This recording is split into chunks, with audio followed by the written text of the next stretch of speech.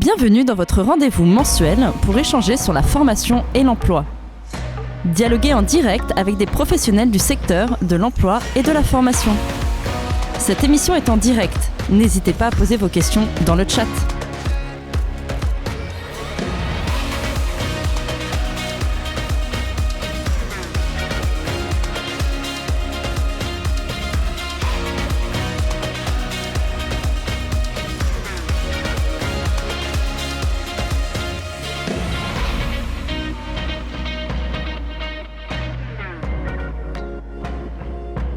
Les Mardis Live, une émission proposée par Icademy.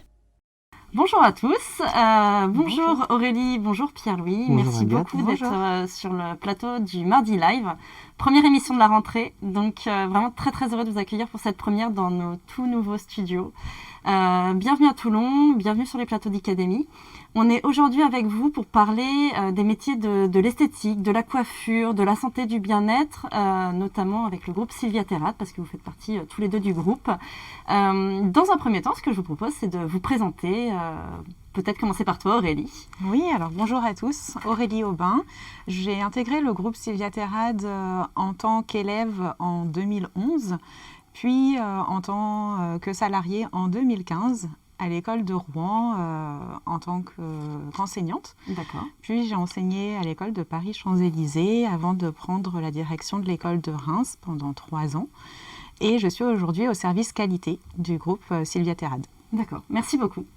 Et Pierre-Louis. Bonjour Agathe, bonjour à tous. Merci de nous accueillir à Toulon dans ces beaux locaux.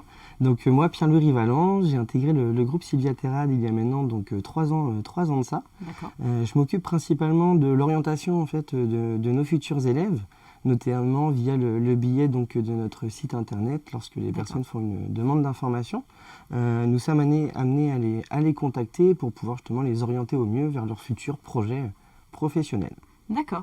Il me semble que tu es sur Nantes. C'est bien ça. Coup. Oui. Et Aurélie, tu es sur Limoges. Sur Limoges, tout à fait. D'accord. Donc vous êtes un peu partout en France. Super.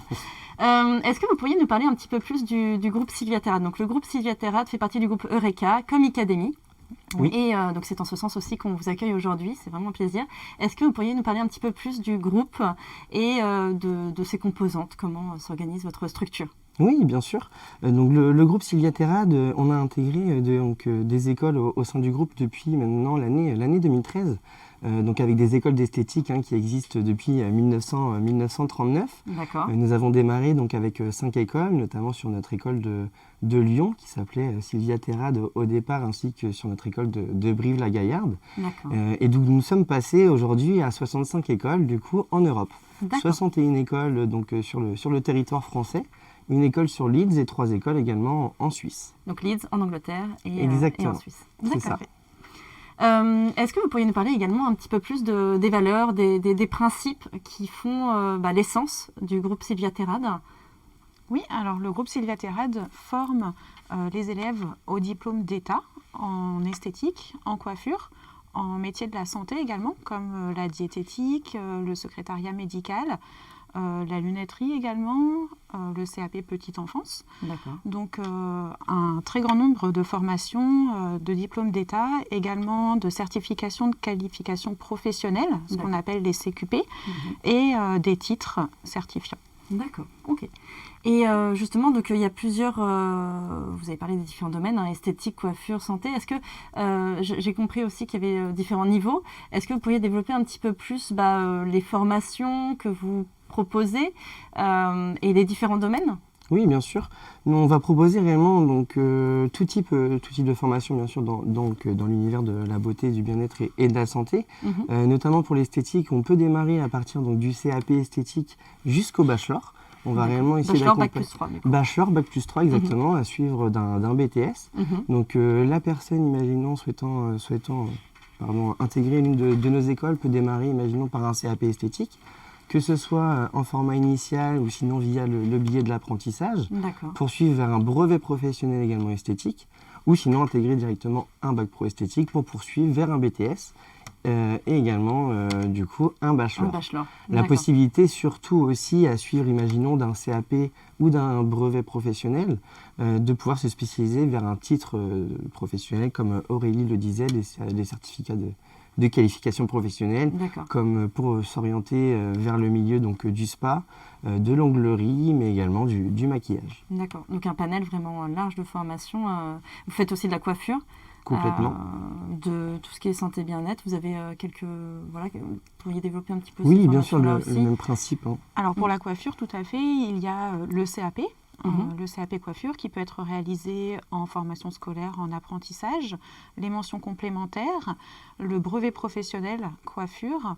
Il y a également le BTS maintenant, métier de la coiffure, et diverses options que l'on peut rajouter pour se perfectionner, notamment dans le travail de la barbe, par exemple. D'accord, très à la mode. Très à la mode en ce moment, exactement. D'accord, ok. Donc vraiment, il n'y a pas une formation en plus dans un domaine. Si les personnes ont envie de se spécifier un petit peu, elles ont vraiment cette opportunité au sein du groupe de faire tout ça. Complètement. Et tout ce qui est santé bien-être, vous parliez un petit peu aussi de ce domaine. Vous avez quoi comme formation dans ce domaine ? Alors, santé bien-être, il va y avoir le CAP petite enfance. D'accord. Il va y avoir également le titre secrétariat médical. D'accord, ok. Et les BTS diététique. D'accord. Ok, très bien. Donc, vraiment, beaucoup de formations. Et on parlait donc diplôme d'État, des titres reconnus et des certificats de qualification professionnelle. En termes de durée, en moyenne, donc un BTS, je suppose que c'est 2 ans. Bien sûr, c'est ça. Les CQP, c'est combien de temps à peu près de formation ? Les CQP, ça peut varier. C'est-à-dire que même en partant, imaginons, du CAP, hein, pour une personne qui va être en reconversion professionnelle, elle a la possibilité donc, de suivre cette formation-là sur 9 mois. Donc du septembre avec l'examen donc au mois de juin. Et pour les certifications professionnelles, ça peut varier donc de 2 mois jusqu'à 6 ou 8 mois. D'accord. En termes de rentrée, vous avez un format classique, c'est ça ? Donc septembre, on peut encore s'inscrire ou c'est trop tard ? Oui, on peut encore s'inscrire au sein de nos écoles, notamment aussi via notre CAP e-learning qui va être ouvert justement donc, aux inscriptions durant toute l'année et qui permet justement de pouvoir travailler ce CAP-là comme on le souhaite à différentes tout le principe du e-learning chez Exactement. Academy, que vous maîtrisez aussi. Très bien. Juste, il faut suivre le calendrier des examens, je suppose, qui est là et déterminé par l'État en termes par l'éducation nationale. Oui. D'accord. Donc au-delà de toutes ces formations, vous avez aussi donc cette flexibilité aussi, vous avez un maillage assez dense d'écoles. Est-ce que vous pourriez nous parler un petit peu plus justement de cette organisation au niveau national ? Il y a combien d'écoles, où ça Oui, alors nous allons avoir 61 écoles en France, donc c'est vrai que ça nous permet réellement de pouvoir répondre à l'ensemble, imaginons, des demandes que nous pouvons recevoir.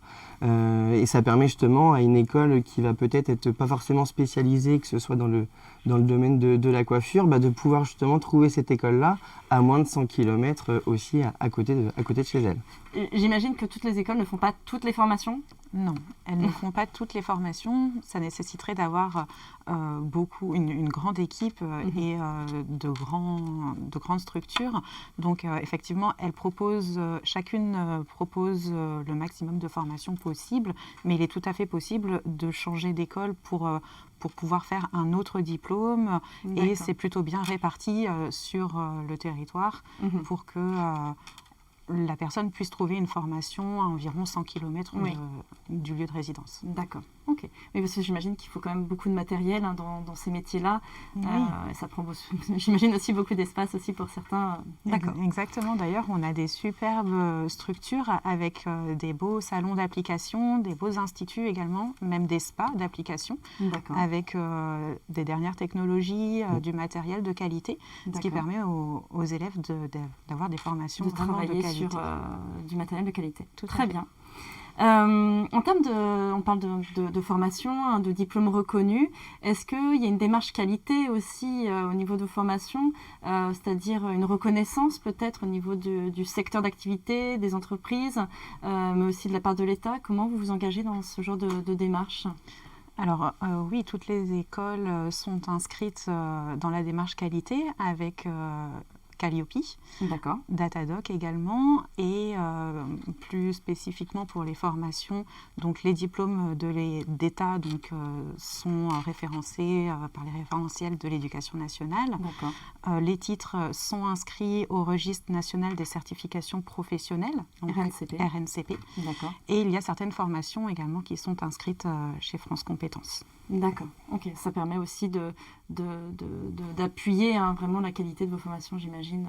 Et de rassurer peut-être les apprenants s'ils souhaitent vérifier que la formation est bien voilà, la formation est bien reconnue. Exactement. Okay. L'idée réellement aussi, lorsqu'on va former nos élèves, c'est de leur apporter un savoir-être et des savoir-faire en sortant justement de notre école.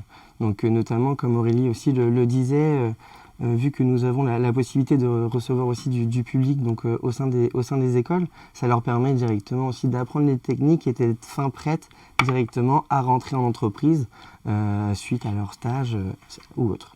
D'accord. On va passer peut-être Donc, on a parlé des formations, on a parlé du maillage, de la qualité. Est-ce que vous pourriez nous parler un petit peu des différents formats d'apprentissage, des méthodes d'enseignement? On a une question de Sylvie par rapport aux inscriptions, on y viendra. Mais là, déjà, dans un premier temps, peut-être nous parler des différentes manières de suivre une formation. J'imagine qu'il y a plusieurs moyens de la financer, de la suivre. Est-ce que vous pourriez développer un petit peu plus cet aspect? Et puis, on répondra à Sylvie ensuite à sa question. Oui, complètement. Il y a la possibilité. Donc, une personne peut s'inscrire directement dans notre école à partir donc, de la 3e ou même d'une seconde pour suivre ce qu'on appelle des formations un peu plus en initiale, donc directement au sein de l'école avec des semaines de stage dans l'année, mais également via le biais de l'apprentissage avec différents plannings au sein des écoles. Il y a également cette possibilité-là. Nous fonctionnons aussi beaucoup pour les personnes en reconversion professionnelle, donc qui souhaitent du coup complètement se réorienter donc, suite à un changement, bien sûr. Donc pour le CAP, mais également même pour le titre, les certificats de qualification professionnelle, si les personnes souhaitent devenir par exemple prothésiste ongulaire, ou même si elles souhaitent poursuivre leurs études, donc via la voie du BTS. D'accord, ok. Du coup, la question de Sylvie était, je ne sais pas si vous pourriez répondre. En fait, Sylvie apparemment est en accident de travail. D'accord. Elle veut s'inscrire pour une formation CAP esthétique, cosmétique, parfumerie, en e-learning. Donc le nouveau format que vous venez de lancer. Est-ce qu'elle doit prévenir son employeur? Comment ça peut se passer? C'est un cas un petit peu particulier, mais ça peut être aussi un exemple qui peut arriver. Oui, c'est un très bon exemple. C'est régulièrement, on peut avoir justement des personnes donc, dans le même cas que Sylvie. La démarche qui est à faire, c'est justement donc, de se rapprocher de son employeur pour voir à quel moment elle peut être financée via la voie donc, du CPF. L'idée étant principalement aussi de venir en fait nous rencontrer au sein de l'école afin qu'on puisse vraiment établir son projet professionnel et là réaliser la demande auprès d'elle, même avec elle, pour faire une demande de financement par exemple avec son CPF. Justement, une autre question de Yanis. Est-ce qu'il y a des aides pour payer les formations? Par exemple, un BTS coiffure, on parle de mon compte formation. Oui. Peut-être est-ce que vous pourriez parler un petit peu des différentes, de comment utiliser son compte formation et les démarches à suivre? Alors pour le compte formation, il faut directement donc, se diriger sur leur site avec leur identifiant directement CPF. Nos formations, sachant qu'elles sont toutes finançables via le billet du CPF lorsque c'est un titre RNCP ou autre, ça leur permet directement de faire la demande et ensuite de voir directement avec son conseiller jusqu'à quel moment il peut avoir cette aide-là. Pour rappeler, tout le monde y a accès, c'est un site officiel, tout simplement se connecter avec ses identifiants. Il y a différentes manières de se connecter et de rechercher la formation, le lieu et tout est disponible dessus. C'est ça. Voilà. L'ensemble de nos écoles ne seront pas forcément éligibles aux bourses, certaines si. Autrement, justement, lorsque c'est comme ça, ce qu'on propose donc aux futurs élèves, c'est de peut-être à ce moment-là trouver via le biais de l'apprentissage afin que du coup cette formation soit financée par l'entreprise, ou autrement on propose également des possibilités bien sûr de financement au sein de l'école pour faciliter bien sûr toutes ces démarches-là. Justement, on parle d'apprentissage, vous travaillez avec des grandes marques ou des marques, quand je dis grandes, je parle en fait vous travaillez, est-ce qu'il y a des partenaires d'entreprises qui accueillent aussi vos étudiants de manière récurrente? Oui, bien sûr, on a eu l'avantage justement donc, de créer ces classes-là, donc ces classes comme notamment avec Yves Rocher, où nous sommes en partenariat, également avec Vogue Coiffure, donc bien sûr plus dans la coiffure, mais également pour le CQP Spa praticien avec par exemple le Club Med. Nous avons en plus bien sûr plein d'autres partenaires, que ce soit au niveau bien sûr local ou national. Tout va dépendre bien sûr de l'école. C'est assez rassurant pour les étudiants aussi qui souhaitent intégrer vos formations, de savoir que vous avez aussi l'appui de marques qui ont pignon sur rue, en tout bien cas, sûr. Une notoriété. Oui. D'accord. Et comme on le disait aussi, c'est vrai que, pardon il y a de te couper, c'est aussi, nos anciens élèves sont aussi maintenant nos futurs ambassadeurs. Oui. Donc ça nous permet automatiquement finalement de faire le lien, de créer ce réseau-là. Bien sûr. Et que finalement, au fur et à mesure, nous avons de plus en plus d'employeurs qui viennent vers nous et qui nous permet justement à nos élèves de trouver une entreprise plus facilement pour une meilleure insertion derrière. D'accord, très bien. On a une question de Cindy aussi. Alors, c'est encore lié aux inscriptions.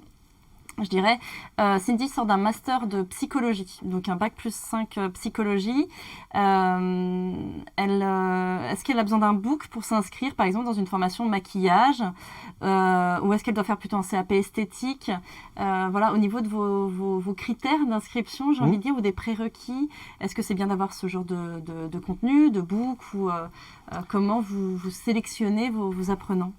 Alors oui, c'est toujours intéressant de voir les techniques et puis de voir la passion des élèves qui entrent dans nos écoles. Bien sûr. On tient à rencontrer chaque élève également pour voir le projet aussi. Et donc, l'idéal, c'est de cibler les motivations, de rencontrer les élèves, de voir quel est le projet et quel est leur objectif pour pouvoir voir effectivement si on les oriente vers un CAP premièrement, puis un CQP maquilleur ou bien directement un CQP maquilleur pour qu'ils puissent intégrer rapidement le milieu du travail. La démarche de conseil aussi et d'accompagnement, voilà, il n'y a pas de stéréotypes ou de choses comme ça. Non, vous adaptez aussi. Il n'y aura vraiment pas de prérequis. Les personnes peuvent directement s'inscrire s'ils n'ont pas de diplôme. L'avantage par exemple de ces personnes-là, c'est qu'elle est déjà un master, donc elle n'aura pas d'enseignement général à passer. Et ce qui peut lui permettre aussi donc, de pouvoir suivre ces deux formations, imaginons en même temps, dans la même année. C'est-à-dire donc, de pouvoir passer un CAP esthétique et d'enchaîner avec un jour, imaginons par semaine, vers un CQP maquilleur. Ou autrement, il existe nos titres Make-up School qui leur permet du coup, sans forcément de diplôme d'esthétique, d'intégrer aussi cette formation-là, donc qui est proposée uniquement dans certaines écoles. Ok. On a encore une question de Dayon, on a pas mal de questions, c'est très bien. Candice, alors vous y avez déjà un peu répondu, mais on va lui répondre personnellement. Elle veut rentrer en BTS esthétique en alternance pour une reconversion. Donc on en a parlé, c'est totalement possible. Alors, il y a des critères aussi. Alors par exemple, oui, pour le BTS, il peut avoir certains critères. Notamment, ce qu'on va demander pour avoir, via notamment le biais de l'apprentissage, il est préférable auparavant d'avoir un CAP esthétique. Tout simplement parce que ça va être plus délicat aussi pour cette personne de trouver une entreprise, sachant qu'elle n'a pas réellement d'expérience, on va dire, dans le domaine de l'esthétique. Donc grâce à un CAP, ça lui permettra justement de voir l'ensemble des pratiques, de pouvoir réaliser du coup certains stages et donc de trouver par la suite derrière un employeur pour le BTS. Ok. Pas mal de questions. Donc on va continuer. N'hésitez pas si vous avez d'autres questions en fonction de ce qu'on va aborder. On va parler aussi maintenant un petit peu plus peut-être des métiers, des perspectives du secteur, peut-être des domaines d'activité. Aurélie, tu es ancienne apprenante. Est-ce que pour lancer justement et donner envie, est-ce que tu peux nous parler un petit peu de ton expérience justement ? Alors, mon expérience, effectivement, j'ai suivi ma dernière année donc, au sein du groupe Sylvia Terrade en CQP Spa praticien. À la suite de cette année, je suis partie à l'étranger travailler sur des bateaux de croisière pour des spas. Donc, j'ai pu approfondir mon anglais, j'ai pu découvrir diverses techniques et découvrir aussi diverses cultures. On n'aurait pas pensé ça sur un bateau de croisière, mais pas du tout. Tout est possible. C'est super intéressant. Voilà, tout est possible. Il ne faut vraiment pas s'arrêter à une frontière ou à une barrière géographique. Il y a énormément de possibilités. C'était une rencontre ou comment tu t'es dit, comment ça s'est passé en fait cette démarche? Alors pour moi c'était une rencontre. C'était une formatrice qui m'a inspirée lorsque j'ai suivi une formation produit. Vu que j'étais apprentie, j'ai suivi la formation produit de la marque avec laquelle on travaillait. Et cette formatrice avait eu cette expérience-là et j'avais trouvé ça génial. Donc je me suis lancée à la suite de mon cursus. Super. C'était très enrichissant, j'ai découvert beaucoup de choses et par la suite je suis revenue en France pour travailler toujours dans des spas hôteliers avec diverses marques. Donc il faut vraiment... Vos formateurs, en fait, c'est ça, vos formateurs sont avant tout des professionnels du secteur, j'imagine, avec des expériences. Comment vous choisissez vos formateurs ou comment ça se passe un petit peu au niveau des tuteurs, du corps enseignant, je dirais? Alors le corps enseignant, bien sûr, il y a les prérequis des diplômes. Donc il faut, pour enseigner, avoir obtenu un BTS et puis avoir une expérience également riche pour pouvoir passionner les élèves, montrer des techniques, avoir des anecdotes à raconter, avoir un certain professionnalisme et être motivant, passionné, et par la passion, on transmet beaucoup de choses. Envie. J'imagine. En plus, c'est un métier de passion aussi. Ce sont des métiers. Justement, donc on parlait des domaines, des métiers. Est-ce que vous avez des exemples de domaines d'activité, d'entreprise, de métiers d'anciens apprenants? Vers quoi s'aiguillent un petit peu les personnes qui suivent les formations? Est-ce qu'elles se lancent, qu'elles vont dans une entreprise? Alors ça va dépendre en fait réellement de chaque personne, de chaque projet.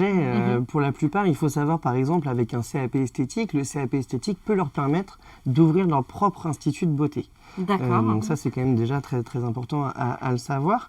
La possibilité aussi, surtout donc à la suite de ce CAP, c'est bien sûr de pouvoir se spécialiser.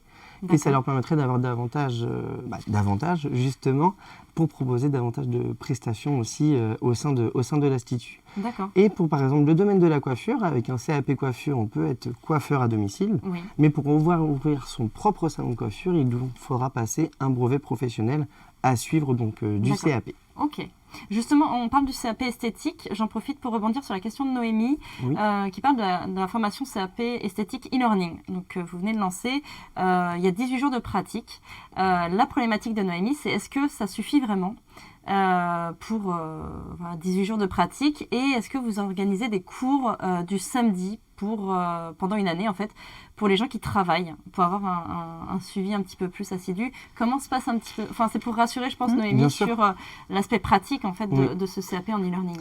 La possibilité, par exemple, du e-learning, donc c'est vrai que tout va dépendre de son engagement aussi, de quelle manière elle va travailler aussi, donc de chez elle, donc grâce au tuto également déjà qu'on propose sur notre site internet et qui est vraiment quand même très bien fait. Il y a réellement un accompagnement qui est là, des tuteurs qui sont en ligne aussi pour pouvoir y répondre donc régulièrement à leurs questions.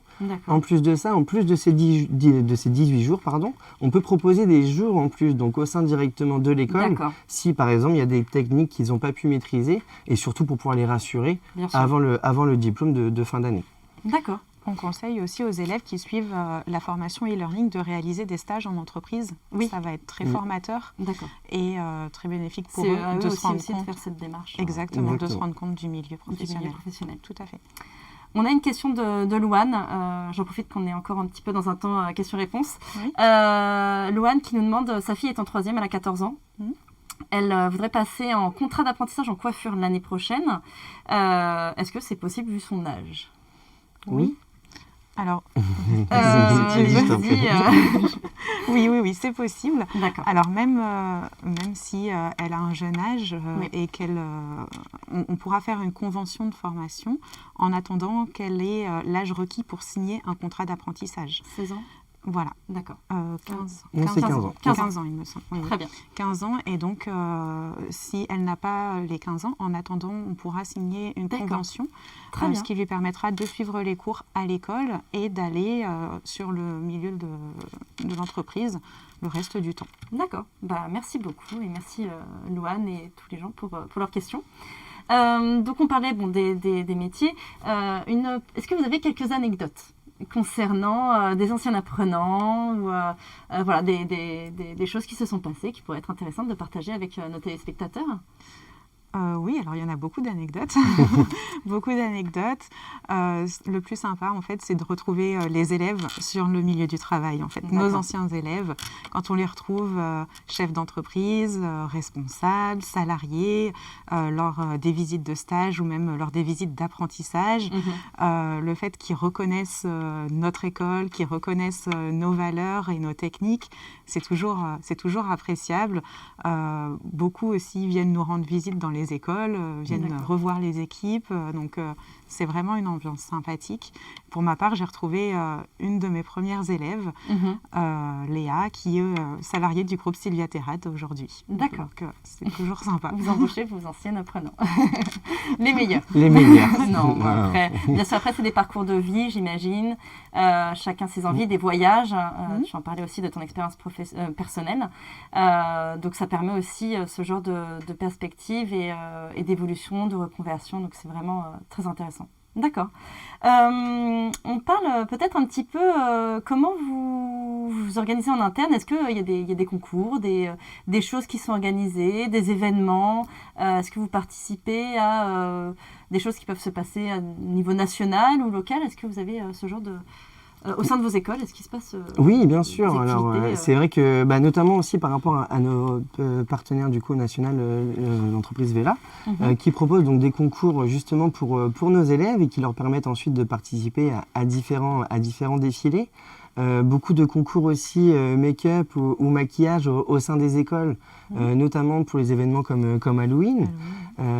Mais aussi lors du congrès de l'esthétique, on peut pousser notamment certaines élèves à participer au concours là-bas pour qu'ils puissent se préparer par la suite, par exemple au concours du meilleur ouvrier de France ou même du meilleur apprenti de France. D'accord. Très bien, ça, c'est super.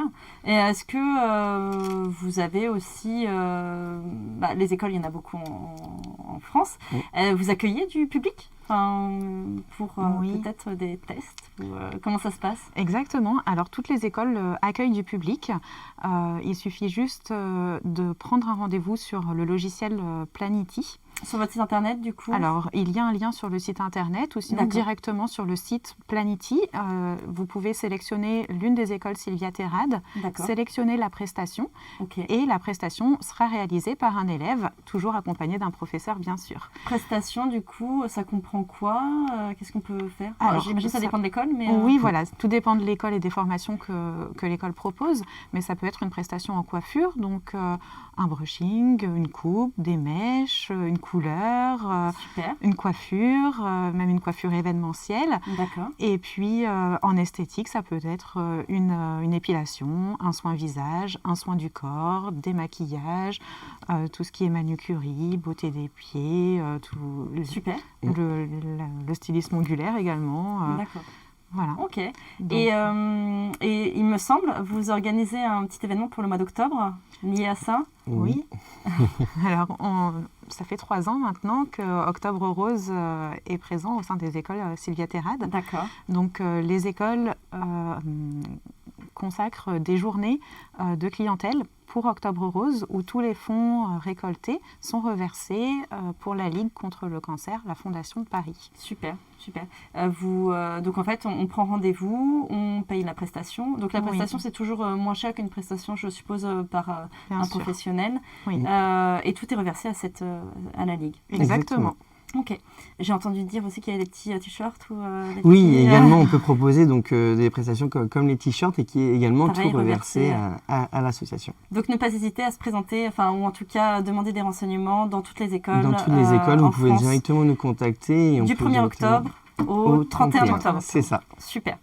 C'est du lundi, vendredi, il y a le samedi aussi ou ça principalement se passe du lundi au vendredi. D'accord, très Principalement bien. du lundi au vendredi. C'est noté. Écoutez, on prend bonne note. Également, c'est vrai qu'on n'a pas parlé, mais en parlant aussi d'Octobre Rose, on participe aussi avec Coiffeurs Solidaires, et qui nous permet donc de recevoir de temps en temps donc, soit des sans-abri ou les personnes du Resto du Cœur pour pouvoir les coiffer et qu'ils arrivent à retrouver du coup par eux-mêmes une intégrité, une confiance, surtout une confiance en eux. Okay. C'est ça. Super, très beau projet. Ça, c'est tout au long de l'année, c'est des partenariats locaux? C'est tout au long de l'année, c'est vraiment des partenariats locaux. Donc, ça ne sera pas forcément proposé dans l'ensemble de nos écoles, mais pour la plupart, on essaie vraiment de participer au maximum dans ce type d'association. Super, très, très belle démarche en tout cas. On a quelques questions qui ne sont pas forcément liées à ce qu'on vient de dire, mais qui vont nous permettre de rebondir. Alors, il y a Candice qui nous dit qu'elle a trouvé un employeur pour un CAP esthétique avant de s'inscrire pour l'année 2022. Est-ce que c'est un plus pour l'entrée dans l'école ? J'imagine que d'avoir un employeur, ça peut aider. Forcément, aussi, ça évite du coup toutes les démarches ensuite derrière de pouvoir retrouver ou d'envoyer des CV. Donc c'est vrai qu'à partir du moment où on va avoir l'entreprise, on va faciliter toutes les démarches qu'on va dire d'inscription au sein de l'établissement. D'accord. Donc quand c'est comme ça en général, il faut directement aussi également appeler l'école ou passer via le site pour prendre justement rendez-vous avec soit du coup notre responsable pédagogique ou la responsable de site et qui permet justement donc d'établir tout ça. Ok, donc de toute façon, comme on a dit, chaque démarche est individualisée, donc pas hésiter à se présenter avec son projet. Ok, très bien. Une autre petite question, Anaïs, qui est actuellement infirmière et qui souhaiterait devenir coiffeuse, donc une reconversion. Seul petit problème de son côté, elle a des problèmes de peau, à ses mains, liés aux produits, donc elle a peur un petit peu des produits coiffeuses ne soient pas adaptés pour elle. D'ailleurs, ça me permet aussi de rebondir sur les produits que vous utilisez. Pour ce type de personne, qui a un projet quand même professionnel de reconversion, qui semble avoir aussi une certaine envie de choisir ce métier, comment la conseiller? Pour les personnes qui ont peut-être des problèmes justement, quand ça va être plus ou moins ce type de problème-là, ce sera simplement du coup des gants qui seront utilisés en fait en salle de pratique. Il y a toujours des solutions. D'accord. Il y a des solutions. Oui. Okay. Et justement, parler des produits, les produits que vous utilisez, c'est des partenariats avec des groupes ou ça se passe comment? Alors oui, en coiffure, on travaille majoritairement avec la marque Vela, qui est notre marque partenaire. En esthétique, nous avons Sotis, nous avons Serge-Louis Alvarez pour le maquillage, Beauty Nails pour tout ce qui va être prothésie ongulaire et tout ce qui est lié à l'ongle. Perron Rigaud pour les cires, pour les épilations. Et puis diverses marques mise en cils pour tout ce qui va être technique liée aux cils et au regard. Voilà. Okay. Ça fait déjà une bonne liste de partenaires. Ce sont des marques intéressantes. Ok. Enfin, une petite question encore de Anaïs. Pour les adultes qui sont en reconversion, comment ça se passe s'ils ont des empêchements personnels pour continuer leurs études, par exemple une grossesse ou peut-être des projets liés à la vie personnelle? Peut-on interrompre et poursuivre après? Faire un report de scolarité, oui, c'est envisageable. C'est possible. Alors, tout dépend des diplômes, effectivement. Si les inscriptions au diplôme d'État se font relativement tôt dans l'année scolaire, ça se fait sur novembre, décembre, en fonction des académies. Donc, effectivement, si un événement se produit dans le reste de l'année scolaire et que l'élève ne peut pas se présenter à l'examen de la session de juin suivante, dans ce cas-là, il faudra faire un report de scolarité sur l'année suivante, l'année scolaire suivante. Après, pour les titres, il y a parfois plusieurs sessions d'examen au cours de l'année scolaire. En général, il y en a 2. Voilà, en fonction des écoles. Donc, c'est tout à fait possible. Là encore, on va s'adapter à la personne et faire du cas par cas pour que ce soit le plus personnalisé. Et la possibilité aussi, surtout, dans ces cas-là, de passer par exemple par un CAP coiffure e-learning, et qui leur permet aussi d'avoir uniquement quelques jours de pratique au sein de notre salon et puis de travailler du coup de chez elles directement pour tout ce qui va être enseignement. Ok, c'est rassurant. On a encore pas mal de questions, donc autant les poser parce que je trouve que c'est pertinent et on voit aussi les problématiques que les personnes se posent.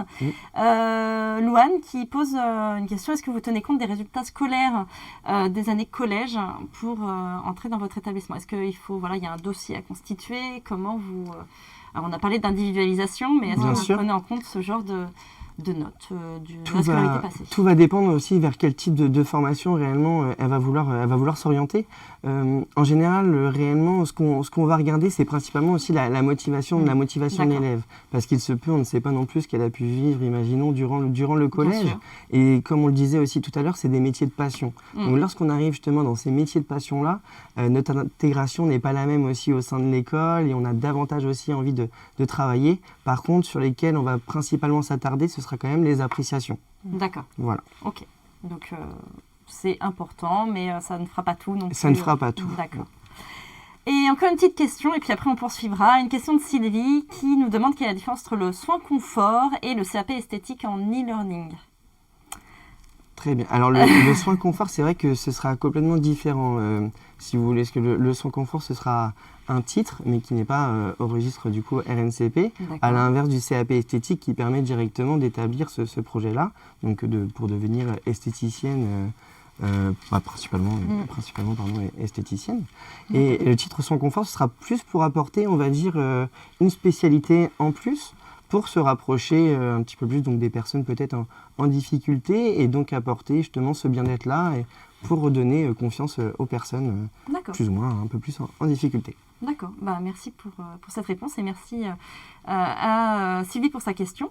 On va poursuivre un petit peu sur la thématique du domaine. Vous êtes dans le domaine de l'esthétique, de la coiffure, de la santé et bien-être. Comment vous voyez évoluer ce secteur dans les années à venir? Est-ce qu'il y a vous voyez des changements? Parlez un petit peu de ce domaine d'activité. Complètement, c'est vrai que c'est des métiers, on va dire, en ce moment réellement aussi en flux tendu. On voit réellement que de plus en plus d'employeurs vont chercher, que ce soit dans le domaine de l'esthétique, mais principalement aussi dans le domaine de la coiffure.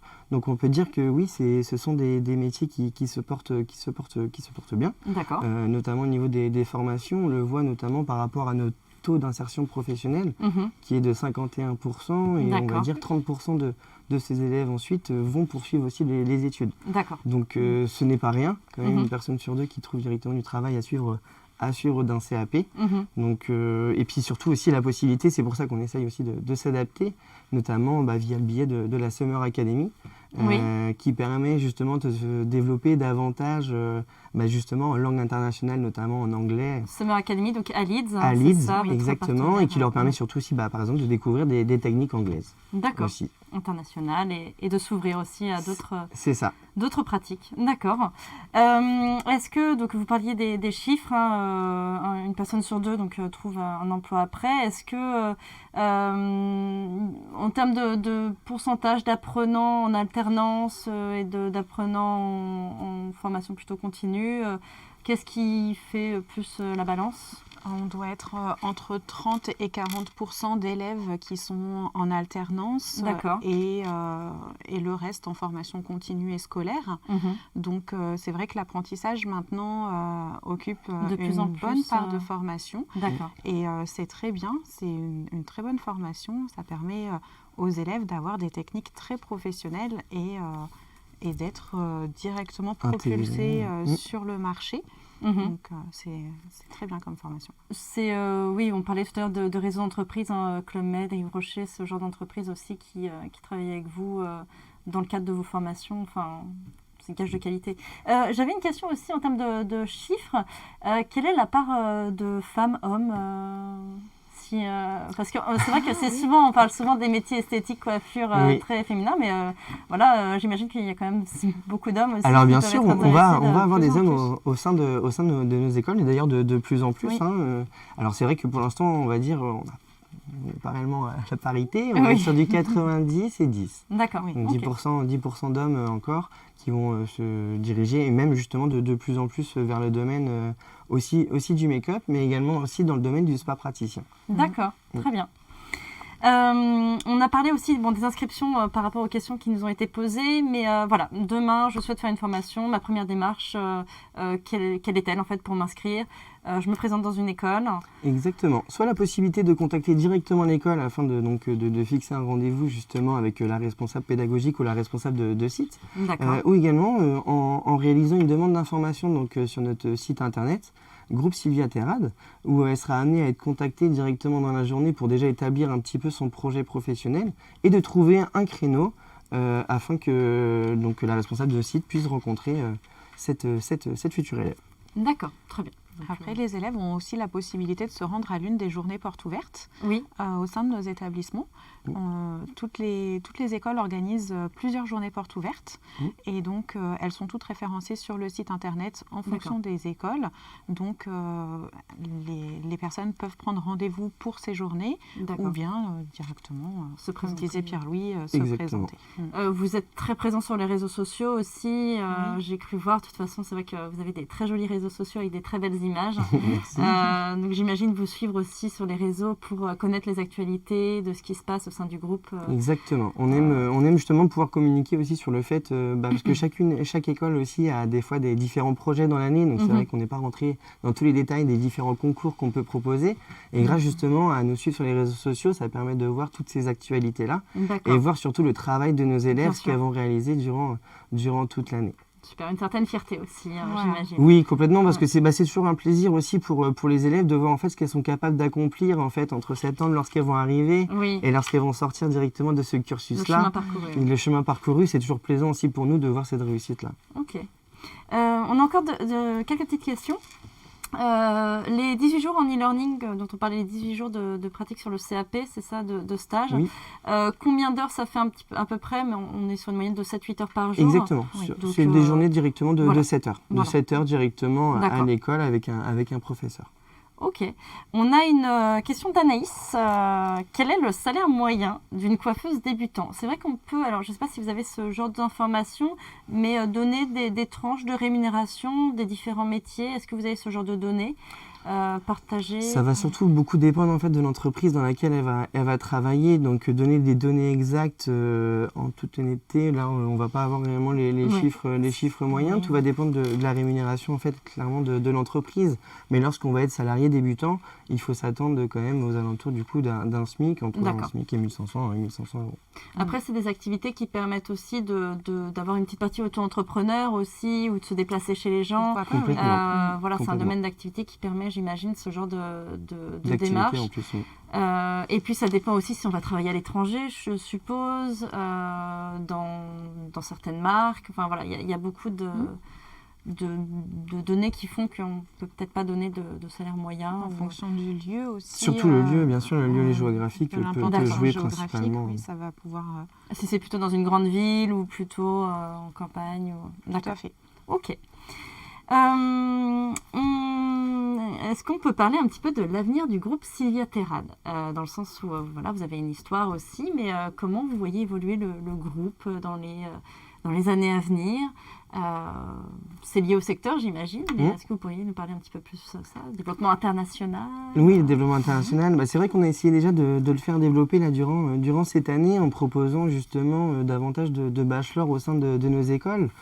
Parce qu'on s'est rendu compte aussi que beaucoup finalement de nos élèves, donc finalement c'est un tiers qui vont quand même poursuivre leurs études, et donc pour pouvoir continuer à les accompagner justement dans l'univers aussi de la beauté ou du bien-être, on propose du coup différents bachelors qui leur permet ensuite de pouvoir se spécialiser davantage, qui peut être réalisé justement via le biais de l'apprentissage également ou le contrat de professionnalisation, mais aussi comme je disais tout à l'heure, grâce à notre école sur Leeds, de pouvoir partir justement sur un côté un peu plus anglophone et donc découvrir de nouvelles techniques. D'accord.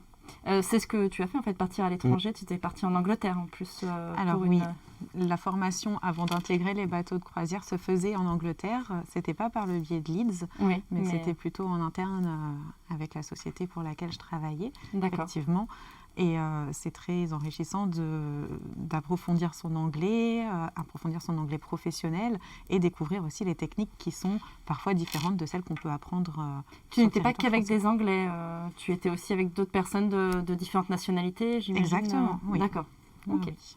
Et est-ce qu'il y a des petites choses qui t'ont choqué liées à, je sais pas, d'autres techniques? Alors, quand je dis choqué, c'est peut-être un peu fort, mais des techniques qui t'ont paru intéressantes, que tu n'avais pas apprises en cours, ou est-ce que Alors, il faut savoir qu'en France, on a quand même tout ce relationnel avec le client, de la prise en charge initiale, donc de l'accueil jusqu'au raccompagnement d'un client. On a ce savoir-être, savoir-vivre à la française reconnu.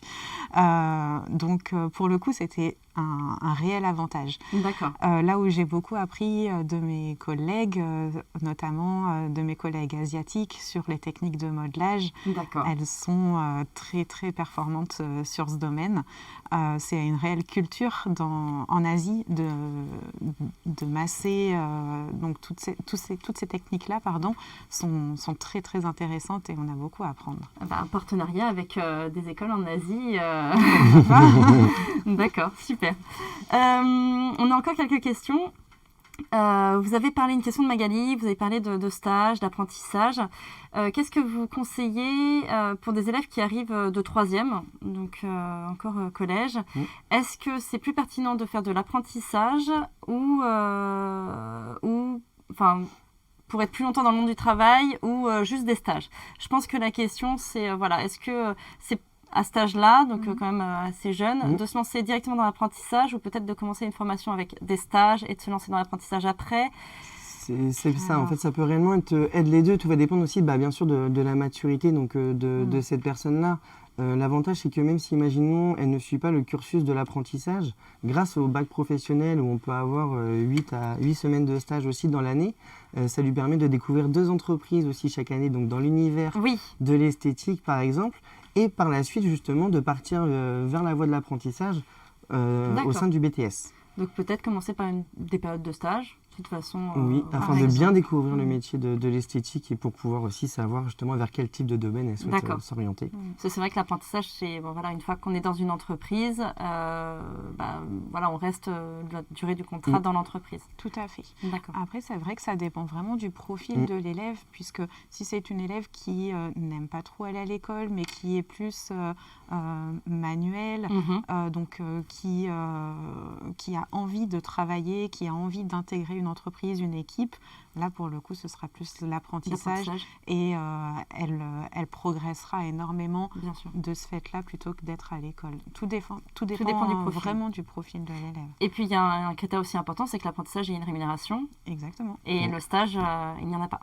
Donc c'est aussi un critère à prendre en compte, j'imagine.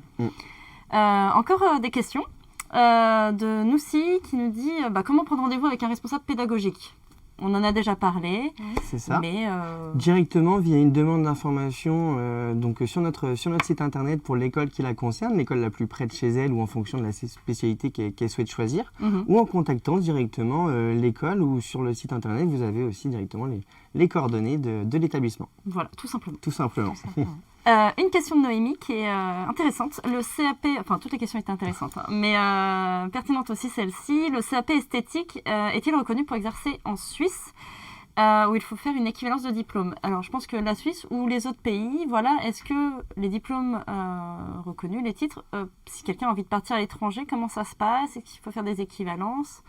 Alors, tout dépend du pays. Tout dépend du pays. Il y a certaines conventions entre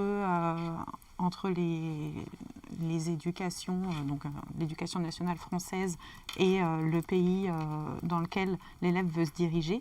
Donc là, c'est vraiment propre aux deux pays. Il faudra se renseigner plutôt dans les rectorats pour répondre à cette question-là et éventuellement faire un équivalent de compétences. Donc les rectorats de la région où se situe l'école Sylvia Terrade? Oui. D'accord, ok, très bien. Est-ce que d'ailleurs vous avez, peut-être un chiffre que vous n'avez pas, mais est-ce qu'il y a beaucoup d'étudiants qui partent à l'étranger après avoir eu leur diplôme? Alors c'est vrai que c'est un chiffre qu'on ne va pas forcément avoir, à moins que... Non, certains partent, mais on n'a pas réellement le pourcentage. Non. Après, c'est peut-être une tendance aussi, on le voit maintenant, avec la crise du Covid, ça a freiné quelque peu cette démarche, mais de plus en plus d'étudiants souhaitent avoir des expériences internationales. Complètement. Notamment, c'est vrai qu'il y a beaucoup, par exemple, un peu plus dans le domaine, suite au CQP, c'est pas praticien, vu que c'est des domaines aussi, on va dire, un peu plus saisonniers, et comme par exemple Aurélie a eu l'occasion de le faire, on va plus être amené à partir à l'étranger, mais également aussi dans le domaine de la coiffure. Et c'est vrai qu'au niveau de l'esthétique, ça se développe de plus en plus. Mais donner des chiffres, malheureusement, c'est vrai qu'on ne va pas les avoir. Mais il y a des expériences, il y a déjà des expériences, on a déjà eu des retours, bien sûr, sur d'anciens élèves. Vous accueillez des étudiants étrangers aussi? On peut, oui, tout à fait. D'accord, très bien. Une question de Louane. Après la troisième, il faut impérativement passer le CAP ou on peut passer directement au bac pour la coiffure. Voilà. Est-ce qu'il y a des moyens c'est-à-dire que directement, suite à sa troisième, elle va avoir deux possibilités. C'est soit directement donc, de passer un CAP coiffure, alors que ce soit en initial ou toujours en e-learning ou la voie de l'apprentissage, ou autrement directement passer le bac professionnel. D'accord, très bien. Ça va réellement dépendre en fait d'elle, ce qu'elle souhaite faire après. Du profil. Exactement, par la suite. On arrive un peu à la fin de cette émission. On a balayé pas mal de sujets concernant le groupe Sylvia Terrade, des formations que vous proposez. N'hésitez pas si vous avez encore des questions, chers téléspectateurs. On pourra encore y répondre. Qu'est-ce qu'on peut souhaiter au groupe Sylvia Terrade, aux apprenants voilà, quel est votre discours de motivation, j'ai envie de dire, aux jeunes qui s'engagent dans une formation Sylvia Terrade? Aurélie, on peut peut-être commencer par toi. Alors, on peut leur souhaiter d'être passionnés, d'avoir plein de rêves professionnels, personnels. On peut leur souhaiter aussi beaucoup de réussite. C'est déjà se lancer. Et puis beaucoup de réussite aussi pour le groupe Sylvia Terrade, avec un bon développement comme ils l'ont fait jusqu'alors, puisque c'est un groupe relativement récent, mais qui s'est très vite étendu et c'est un super groupe dans lequel on peut bien apprendre. Il y a une bonne dynamique. Donc, ça se voit, on sent que vous y êtes bien en tout cas. Non, c'est vraiment une très bonne dynamique et puis surtout la réussite en fait de nos élèves derrière, parce que pour nous c'est clairement la meilleure récompense en fait. J'imagine. Très bien. Écoutez, merci beaucoup en tout cas pour ce temps passé. J'ai encore une question apparemment. Merci. Une question de Pam. N'hésitez pas, si vous avez encore des questions, il est encore temps. Est-ce qu'il y a une limite d'âge pour intégrer une formation en CAP ? Alors non, il n'y aura pas de limite d'âge. C'est-à-dire qu'on peut réellement intégrer cette formation à partir donc, de 14 ans, quand même à 55 ans, même bien plus. 55 ans, ce n'est pas la limite. C'est vraiment, on peut intégrer tout type d'âge et de personnes. D'accord, super. Et petite question enfin, est-ce que vous pourriez nous donner vos tarifs ? Alors, question large, parce que j'imagine qu'il y a déjà, il y a beaucoup de formations. Un ordre d'idée, voilà, pour terminer. Un ordre d'idée, ça va réellement en fait dépendre, si vous voulez, du diplôme que la personne souhaite faire, des diplômes également qu'elle a pu obtenir auparavant. D'accord. Comme on expliquait, via le biais de l'apprentissage, ce sera également à la charge de l'employeur. Bien sûr. Et surtout, tout va dépendre également de nos villes dans lesquelles ça va être situé en fonction des spécialités choisies. D'accord. Donc bien sûr que oui, nos formations sont payantes. Oui. Et ça peut varier entre 3 500 € à 4 500 € avec le matériel ou sans. Voilà. Ça dépend du moyen de financement, exactement, il y a toujours des possibilités de formation. financement aussi qui sont proposées à suivre. D'accord. De toute façon, l'intérêt, c'est de vous contacter. C'est le plus simple. C'est ce qu'on souhaite aussi vraiment pour pouvoir personnaliser chaque projet, parce que tout type de projet est totalement différent. Oui, donc c'est beaucoup mieux lorsqu'on essaie d'individualiser bien sûr tout ça. C'est aussi des projets passion. C'est tout l'intérêt aussi de cette école. On ressent aussi la passion dans vos propos. Donc merci en tout cas beaucoup pour votre présence ici aujourd'hui. Merci Agathe.